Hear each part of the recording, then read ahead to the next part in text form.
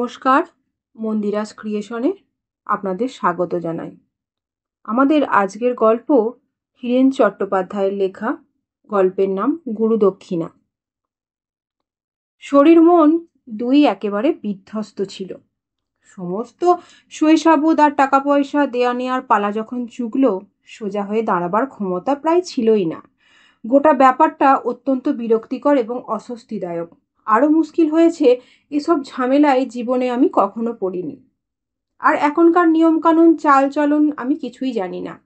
আসতে হয়েছিল একেবারে বাধ্য হয়েই। পৈতৃক সম্পত্তি টম্পত্তির ব্যাপার মানেই ঝামেলা। মুর্শিদাবাদের কোনো গ্রামেই কিছু পৈতৃক জমি ছিল। ছোটবেলায় দেখতাম ভাগ চাষিরা সব আমাদের কলকাতার বাড়িতে এসে বছরে একবার করে বাবাকে কিছু টাকা পয়সা দিয়ে যেত। তার সঙ্গে বেশ কিছু চাল, খেসারির ডাল আরও কি সব নিয়ে আসতো। বাবা মারা যাওয়ার কয়েক বছর পরেই বন্ধ হয়ে গেল যাওয়া আসা। আমি বড় বলে আমার নামে কিছু টাকা আসতো মানি অর্ডারে। সেটাই ভাগ করে দিতাম দুই ভাইকে। বছর কয়েক ধরে ওরা ঘ্যান ঘ্যান করছে, ও সম্পত্তি আর রেখে কি হবে, বিক্রি করে দাও। চোখে দেখলামই না কোনো দিন। আমাদের কাছে ওর কোনো দাম নেই। বিক্রি করলে তবু দুটো টাকা হাতে পাবো। আমার মুশকিল হচ্ছে, আমি মাস্টার মানুষ, স্কুলে পড়াই, দুবেলা টিউশন করি। ও জমি জমার আমার কোনো লোভ নেই, আর ভাবনার কোনো সময়ও নেই। কিন্তু ভাইয়েরা তো আর তা বললে শুনবে না। বারবার ওই একই কথা বলে বিরক্ত করায়। বাধ্য হয়ে ভাগচাষীদের সঙ্গে যোগাযোগ করেছিলাম। তারা এইসব কিনে কেটে নেবে কথা হয়েছিল। ওদের কথা মতো ভাইদের পাওয়ার অফ অ্যাটর্নির চিঠি নিয়ে এসেছিলাম, যা কপালে থাকে। কপালে কি ছিল তা তো দেখতেই পাচ্ছি। দিনে দিনে কাজ ছেড়ে চলে যাব ভেবে ভোরের লালগোলায় এসেছিলাম। এত ভোরে ট্রেন যে, রাতে ভালো করে ঘুমই হয়নি। তারপর এসে থেকে কেবল বসে থাকা, স্ট্যাম্প পেপার কেনা, দৌড়াদৌড়ি করা, ম্যাজিস্ট্রেটের কাছে বিক্রির কথা টথা বলা, সব ব্যাপার শেষ করতে করতে বিকেলে ট্রেনের সময়ও পেরিয়ে গেল। ইচ্ছে করলে রাতের গাড়িটা অবশ্য ধরা যেত, কিন্তু শরীরটা আর বইছিল না। মনে হচ্ছিল কোথাও একটু মাথা গোজার আশ্রয় পেলে রাতটা কাটিয়ে দেওয়াই ভালো। তাছাড়া সঙ্গে জমি বিক্রির বেশ কিছু টাকাও আছে। রাতের ট্রেনে সেটা নিয়ে যাওয়া নিরাপদও নয়। আসার সময় বহরমপুর স্টেশনের কাছে ছোটখাটো দু একটা হোটেল চোখে পড়েছে। একটা রিক্সাতে উঠতে যাচ্ছিলাম, সেই সময়ই ঘটল ব্যাপারটা। মাস্টার মশাই না? প্রথমবার খেয়াল করিনি। দ্বিতীয়বার কথাটা কানে আসতেই পেছন ফিরে তাকালাম। 23-24 বছরের একটি ছেলে, মুখে সপ্তাহখানেকের না কামানো দাড়ি, মলিন বেশবাস, হাতে একটা ফোলিও ব্যাগ। আমি কোনো কথা না বলে মুখের দিকে চেয়ে আছি দেখে বললে, আমি আপনার স্কুলের 2001-এর ব্যাচ। সেকেন্ড হয়েছিলাম স্যার, সৌভিক। মনে পড়ছে না আপনার? প্রণাম করছিল। একটু অস্বস্তি হচ্ছিল আমার। প্রতি বছর 60-70 জন ছেলে পাশ করে বেরোয়। প্রত্যেকের নাম ধাম কি মনে রাখা সম্ভব? কিন্তু মুখে তো আর বলা যায় না। বললাম, আরে হ্যাঁ হ্যাঁ, তা তোমাদের এখানেই বাড়ি নাকি?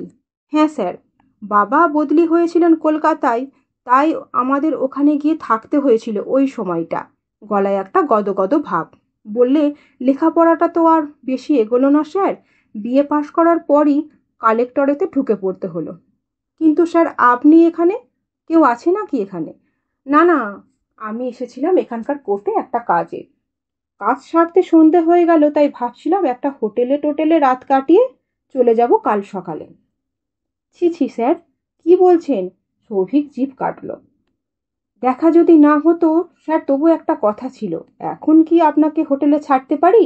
চলুন স্যার, কষ্ট করে একটা রাত আমাদের বাড়িতে কাটিয়ে দিন। কাল আমি আপনাকে সকালে ট্রেনে তুলে দেব। প্রস্তাবটা মন্দ নয়। আমাকে চুপ করে থাকতে দেখে সৌভিক আবার বলল, আর ভাবতে হবে না স্যার, চলুন রিকশায় উঠুন। দাঁড়াও দাঁড়াও, শোনো। আমি বাধা দিলাম ওকে। কথা নেই বার্তা নেই, তুমি হুট করে একটা বাইরের লোককে নিয়ে যাচ্ছ। বাড়ির লোকের অসুবিধা হবে না? কি বলছেন স্যার, বাইরের লোক? আপনি হলেন বাইরের লোক? আপনি জানেন না স্যার, আমার মা লোকজন এলে তাদের খাইয়ে দাইয়ে কিরকম তৃপ্তি পান। না না, খাওয়ার ভাবনা তোমাকে ভাবতে হবে না। যা ধকল গেছে সারাদিন, খাওয়া দাওয়ার কোনো ইচ্ছে আমার নেই। দুটো রুটি ফুটি কোথাও খেয়ে নেব। ঠিক আছে, তাই খাবেন। বেশি আদর যত্ন করবার সামর্থ্যও স্যার আমাদের নেই। মনে মনে ঠিক করে নিয়েছিলাম কথাটা ওকে খুলে বলাই ভালো। তাই বললাম, যেটা আমার ভীষণ দরকার সেটা হচ্ছে একটা সলিড ঘুম। কাল রাতে বিশেষ ঘুম হয়নি। আজ যা ধকল গেছে, এই ঘুমটা না হলে আমার আর চলবে না। বেশ তো স্যার, চলুন না। আমার একটা নিজস্ব ঘর আছে বাইরের দিকে, ছোট ঘর, কিন্তু ওখানে কেউ বিরক্ত করবে না আপনাকে। বাবার শরীরটা তো ভালো নেই। তাড়াতাড়ি নিজেকে সামলে নিয়ে বলল, বাড়িতে বাচ্চা কাচ্চা থাকলে উৎপাত করার লোক থাকে। আমার তো আর বিয়ে হয়নি এখনো, আর দাদার সবে মাস 6 হলো বিয়ে হয়েছে। আপনি নিশ্চিন্তে থাকুন। ঠিকই বলেছিল সৌভিক। অত্যন্ত সাধারণ অবস্থা ওদের, দেখলেই বুঝতে পারা যায় ওর ঘরটা বাইরের দিকেই। ঘরের পর একটা বাথরুম, সেইখানেই হাত মুখ ধোয়ার জল দিয়ে গেল সৌভিক নিজে এসে। টিউবওয়েলের জল হবে, বেশ ঠান্ডা। রাত্রে থাকতে হবে সে আন্দাজটা ছিল না বলেই জামা কাপড় কিছু নিয়ে আসেনি। জানতে পেরে সৌভিকই একটা পায়জামি আর পাঞ্জাবি নিয়ে এসেছিল ওর মধ্যে একটু ফিটফাট হয়ে ওর খাটে জমিয়ে বসেছে। সৌভিক এলো এক বাটি মুড়ি আর চা নিয়ে। এই দেখো, শুধু চা হলেই হতো। তারপর বলল, স্যার আমি মাকে বলেছি যত তাড়াতাড়ি হয় রান্নাটা করে আপনাকে। আরে ঠিক আছে, অত ব্যস্ত হতে হবে না। ক্লান্ত লাগছিল ভীষণ। সৌভিকের মা বাবা কেউ বকবক শুরু করলে ভালো লাগতো না, এটা ঠিক, কিন্তু কেউ একবার দেখা করতে এলো না, এটাই বা কিরকম। বোঝাই যাচ্ছে বাড়তি লোকের আবির্ভাবে তেমন খুশি কেউই হয়নি। চাটা খাওয়ার পর সৌভিকের ওই ছড়ানো ম্যাগাজিন ধরে একটু টানাটানি করেছিলাম। বিছানায় গড়িয়েও নিয়েছিলাম। দু একবার চোখের পাতাও যে বুঝে আসেনি তা নয়, কিন্তু বারবারই চটকা ভেঙে গিয়েছে। না, এ বাড়িতে লোকজন একটু বেশি আসা যাওয়া করে। এইভাবেই কখন যে সত্যি একটু তন্দ্রা এসে গিয়েছিল বুঝতে পারিনি। হঠাৎ কি একটা শব্দে ঘুমটা ভেঙে গেল। টেবিলে একটা টাইম পিস ছিল, সেদিকে চোখ পড়ল। আরে বাবা, 10টা বেজে গেছে। এতক্ষণ ধরে কি পোলাও কালিয়া রান্না করছে ওরা! এরপর কখনই বা খাবো আর কখনই বা শোবো। বেরিয়ে একটু খোঁজ খবর করবো কি না ভাবছিলাম, 10:30 নাগাদ সৌভিক এলো খাবার নিয়ে। হ্যাঁ, একটু দেরি হয়ে গেল। ছোট্ট একটা টেবিল ছিল, থালা চাপা দেয়া খাবারটা সেখানে রেখে চাপাটা তুলে নিল। ঘরে কলসি ছিল পেতলের, তা থেকেই এক গ্লাস জল গড়িয়ে রাখলো পাশে। বলল, আপনি এখানেই হাত টাত ধুয়ে নিতে পারেন স্যার। খাওয়া হলে বলবেন, মশারি টাঙানো আছে, আমি ফেলে গুঁজে দিয়ে যাব। না না, এর জন্য আবার তোমাকে ডাকতে যাব কেন, আমি নিজেই গুঁজে নেব। সৌভিক চলে গেলে খাদ্যটা দেখলাম। রাজভোগই বটে। আধখানা পোড়া রুটি, গোটা চারেক, ডাল খানিকটা, আর গরম কিছু আলু ভাজা আর পটল ভাজা। চমৎকার! লোকজনকে যে সৌভিকের মা রেঁধে খাওয়াতে তাওয়াতে ভালোবাসেন, বিলক্ষণ নমুনা পাচ্ছি তার। যাকগে, সৌভিক যে পুরনো মাস্টার মশাইকে বাড়িতে ডেকে এনে তার অজান্তেই একটা অন্য চিন্তার হাত থেকে বাঁচিয়েছে, এটাই যথেষ্ট। নতুন জায়গা, চট করে ঘুম আসতে চাই না, অথচ যতবারই চোখ বুজতে যাই কেমন ফিসফিস কথাবার্তা। কখন যে ঘুম এসে গেছে তাও জানি না। হঠাৎ ঘুম ভেঙে গেল। ধাতস্থ হতে খানিকটা সময় লাগলো। হওয়ার পর বুঝতে পারলাম কেন তার ঘুমটা ভেঙে গেছে। ছি ছি, দাপত্য কলহ সব সংসারেই থাকে, কিন্তু শুনলাম সৌভিকের দাদার বিয়ে হয়েছে মাত্র 6 মাস।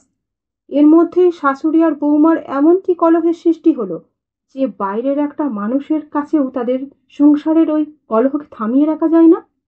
কলহের বিষয় কি সেটা বুঝতে পারছি না, কিন্তু বৌমা আর শাশুড়ি যে পাল্লা দিয়ে কান্নার কম্পিটিশনে নেমেছে সেটা বুঝতে পারছি। কখনো কচি গলার ফোঁপানি একটু কম হয়, কখনো শাশুড়ির গলার তেজ কমে আসে। কার দোষ, কে কি করেছে সেটা এর মধ্যে বোঝা অসম্ভব। শুধু বুঝতে পারছি মেয়েদের গলার দাপট যখন বেড়ে যাচ্ছে, তখন পুরুষ কণ্ঠ তাদের থামাবার চেষ্টা করছে। আর তার মধ্যে একমাত্র সৌভিকের গলায় অবশ্য আমি চিনতে পারছি। রাত 2:10-এর সময় ঝগড়াঝাটি চলছে শাশুড়ি বউয়ে, কারো থামানোর ক্ষমতা নেই। কিন্তু কেন? সমস্ত জেনে শুনে এ বাড়িতে ডেকে নিয়ে এলো সৌভিক আমাকে। ও নিজে থেকে পরিচয় না দিলে ওকে তো আমি চিনতেও পারতাম না। নিজের বাড়ির যে এই হাল সেটা নিশ্চয়ই ও জানতো। সমস্ত জেনে শুনে কেন আমাকে টেনে নিয়ে এলো ওদের বাড়িতে? ওরই মধ্যে তবু একটু ঘুম এসেছিল বোধ হয়। শেষ রাতের দিকে ঘুমটা আবার ভেঙে গেল। এবার যেন অনেকগুলো গলা একসঙ্গে, আলতো করে, কিন্তু অনেকগুলো গলাতেই একসঙ্গে যে আওয়াজটা শুনছি, বুক ধড়াস করে উঠেছে আমার। কোনো রকমে টলতে টলতে উঠে এসে জানালাটা খুলে দিলাম। যে দৃশ্য আমার চোখে পড়ল সেটার জন্য মোটেই প্রস্তুত ছিলাম না আমি। ভোরের ঘুলি ঘুলি অন্ধকার, তার মধ্যেই দেখা যাচ্ছে সৌভিকদের বাড়ির সামনে বেশ কিছু লোক জড়ো হয়েছে। এই ভিড়, ধূপ ধুনোর গন্ধ, মৃদু কণ্ঠে হরিধ্বনি এবং খাটিয়া কাঁধে তুলে তাদের বেরিয়ে যাওয়া, সমস্ত ব্যাপারটাই এত স্পষ্টভাবে একটা জিনিস দেখায় যে অন্য কিছু ভাববার কোনো অবকাশই নেই। তাড়াতাড়ি এগিয়ে এসে দরজার খিলে হাত দিলাম। জানালা খোলাটা খেয়াল করেনি, দরজা খোলার শব্দ টের পেল। সৌভিক যায়নি ওদের সঙ্গে। আমার দিকে চোখ পড়তে এগিয়ে এলো ঘরের দিকে। কি ব্যাপার সৌভিক, তোমাদের বাড়িতে কি কোনো? বলছি স্যার, চলুন। ঘরে ঢোকার পর সৌভিক ধরা গলায় বলল, আমি জানি স্যার আপনার ঘুম হয়নি। আমি চেষ্টা করেছিলাম স্যার, তা সত্ত্বেও। আহ, কি হয়েছে তাই বলো। বাবা চলে গেলেন স্যার। কি বলছো? হ্যাঁ স্যার, শরীরটা খুবই খারাপ ছিল।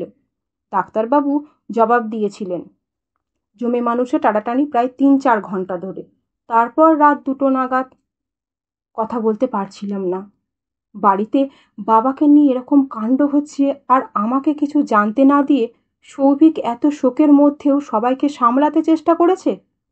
গলা দিয়ে আওয়াজ বেরোচ্ছিল না আমার। কষ্ট করে বললাম, তুমি গেলে না সৌভিক? ওরা তো বেরিয়ে গেল দেখলাম বাবাকে নিয়ে। না স্যার, আপনাকে বলেছিলাম না সকালের ট্রেনটা ধরিয়ে দেব। দাদাকে বুঝিয়ে বললাম, দাদা তো থাকবে তাই।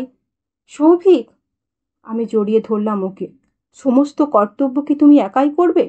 আমার বুঝি কোনো কর্তব্য নেই? আমি যাব তোমার বাবার শ্মশান যাত্রী হয়ে। স্যার আপনি? দেরি করো না সৌভিক, ওরা এগিয়ে গেছে। আজকের গল্প এখানেই শেষ। পাঠে আমি মন্দিরা। আমার গল্প যদি আপনাদের ভালো লাগে একটা লাইক করবেন, আর নতুন নতুন গল্প শুনতে চাইলে আমার চ্যানেলটিকে সাবস্ক্রাইব করবেন। ধন্যবাদ।